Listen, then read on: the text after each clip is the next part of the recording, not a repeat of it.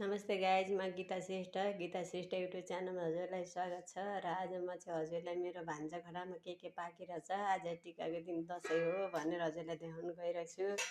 हजुरले कमेन्ट गरिदिनु होला के कारणले त खाना पाक्दैछ भनेर। हामी चाहिँ अब सबै दाजुभाइ दिदीबहिनी भन्नाले निम्न स्तरका छौँ। गरिबीको कारणले गर्दा पनि साथीहरू दसैँ पनि खल्लो छ। दसैँ तिहार अब अहिले चाडबाड आउँछ, नरमाइलो लाग्छ। घरमा सासूआमा हुनुहुन्थ्यो, 16 वर्षको उमेरदेखि आएर सासूआमासँग बसेर बिताएको थिएँ। अहिले 60 वर्षको भए।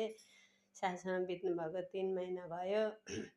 सासूआमा बितेको 3 महिना भयो। सासूआमा बित्नु बित्तिकै कान्छा छोरा हजुरआमाको पिरले बिरामी भएर चाहिँ डिप्रेसन परेको, एन्जाइटी भन्छ डक्टरले। मलाई भन्नु पनि आउँदैन, बिरामी परिरहेछ। दबाई खुवाउँदैछौँ, अस्ति दिने दबाई खाएको, राति साह्रै भयो 2 घन्टा जति।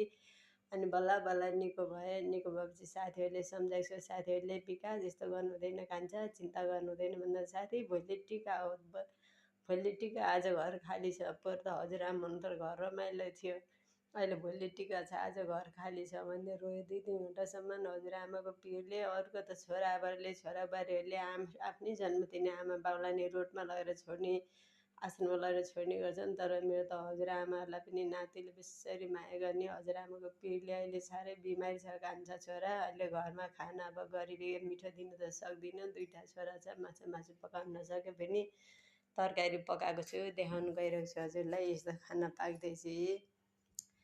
यो चाहिँ आलु अनि लौका, यो तितेकरेला पकाएँ। यहाँ टमाटरको अचार बनाइदिएर यहाँ दाल पकाएको छु साथी।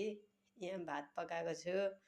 नानीले अहिले उहाँ पर चोकमा गएको छ, दबाई किन्नु, बिरामी छ, बिरामीबाट दबाई किन्नु गएको छ। फोन गरेर चाहिँ मम्मी के पकाउनु भयो भनेर सोध्यो, मासु पकाएको छ कि भनेर होला। मैले भने नानी के पकाउनु र, आलु लौका पकाएको छु भनेको। अनि चुप लाएर बुझेर अनि फोन राख्यो। उसले मनमा होला नि मासु पकाउनु भयो कि मम्मीले भनेर होला।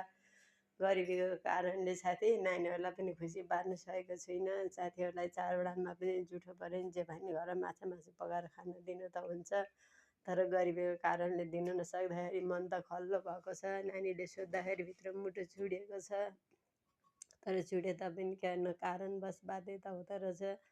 दिदीबहिनी दाजुहरू सब धनी छन्, आफूभन्दा अलि छन्, सबभन्दा निम्न स्तरको पऱ्यो।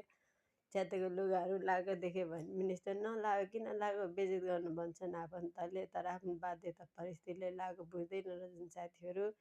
कहाँदेखि हेर्दै हुन्छ, कुन ठाउँदेखि हेर्दै हुन्छ, लाइक कमेन्ट सब्सक्राइब गरिदिनु होला। हाम्रो त दसैँ पनि नरमाइलो छ, हजुरहरूले राम्रो खुसियाली मनाउनु होला।